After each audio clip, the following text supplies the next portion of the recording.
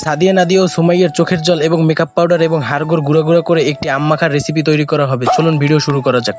যা দেখার পরে আপনাদের জল থেকে জিভ পড়তে বাধ্য। তো চলুন কথা না বাড়িয়ে ভিডিও শুরু করা যাক। নতুন গাছের গোড়া দিয়ে একটি আম বেরিয়ে ঝুলে আছে। এদিকে আমার বন্ধুরা পা দুখানা পকেটে পরে হাত দুখানা দিয়ে হাঁটা শুরু করে দিয়েছে, হাতে একটি প্লাস্টিক মিছিল নিয়ে আম বাগানের উদ্দেশ্যে। এদিকে আমরা আম বাগানে এসে আম গাছের দিকে তাকিয়ে খুবই হতাশ, দেখে আম গাছে ডাব ঝুলে আছে।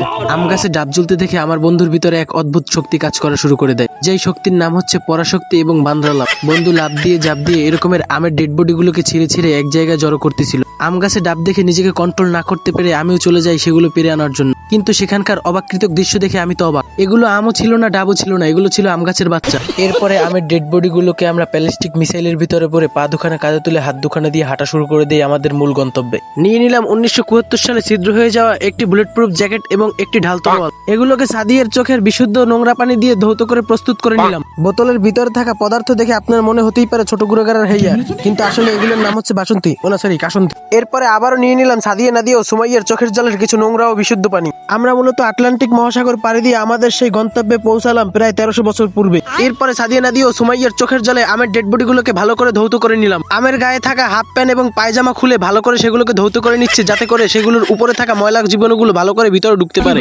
পানির কালার দেখে আপনাদের মনে হতেই পারে এগুলো কারো মূত্র বিসর্জন, যেমনটা আমারও হয়েছিল। এরপরে আমের ডেড বডি গুলোকে নিয়ে ধ্বংসযজ্ঞ চালানো হয়, যার কিছুটা ছিল আমেরিকা ও ইরানের যুদ্ধক্ষেত্রের মতো। চলমান এই ধ্বংসযজ্ঞ দেখে আশেপাশের লোকজনদের অনেক বড় ক্ষয়ক্ষতি হয়ে যায়, যেমনটা আপনার হয়েছে। আমি অনিশ্চিত হয়ে বলতে পারি আমার সামনে থাকা 3 বান্দার যেভাবে জল থেকে জিভ পড়তেছিল, আপনাদেরও সেইভাবে জল থেকে জিভ পড়তেছে। এরপরে সাদিয়া, নাদিয়া ও সুমাইয়ার হাড়গোড় গুঁড়ো গুঁড়ো করে সেগুলোকে সিমেন্ট এবং ইটের গুঁড়োর সাথে মিক্স করা হয়। এই খাবার খাওয়ার পরে আমি নিশ্চিত এক একজনের গাড় ফেটে যাবে। খাবারের স্বাদ বিচ্ছিরি করার জন্য সাথে অ্যাড করে দিলাম কিছু গুঁড়োগাড়ার হেইয়া অর্থাৎ কাসন্তী। রেসিপি দেখে রাশিয়া ও ইউক্রেনের যুদ্ধ চলাকালীন অবস্থান থেকে একজন সৈনিক পালিয়ে আসছে এগুলো খাবার জন্য। এর তীব্র স্বাদে এক একজন হাত দুখানা পকেটে পরে পা দুখানা দিয়ে গাবলার ভিতরে নেমে গিয়েছিল এগুলোর স্বাদ উপভোগ করার জন্য। এদের খাওয়া দেখে মনে হচ্ছিল এরা বহু বছর যাবত অনাহারে আছে। অন্যদিকে এর পিনিক সামলাতে না পেরে একজন আটলান্টিক মহাসাগরে ঝাঁপ দেয়। এদিকে একজন প্রতিজ্ঞা করে এর স্বাদ যতক্ষণ পর্যন্ত এই গাবলায় লেগে থাকবে ততক্ষণ পর্যন্ত এই গাবলাকে চাটতেই থাকবে, চাটতে চাটতে ফুটো করে ফেলবে। ভিডিওটা আপনাদের কাছে কেমন লেগেছে তা কখনোই কমেন্টে জানাবেন না। লাইক কমেন্ট করে থাকলে সেগুলো এখনই ডিলিট করে দিবেন, আর পেজে নতুন হয়ে থাকলে অবশ্যই পেজটিকে আনফলো করে দিবেন। তো ভিডিওটা এই পর্যন্তই, টাটা বাই বাই।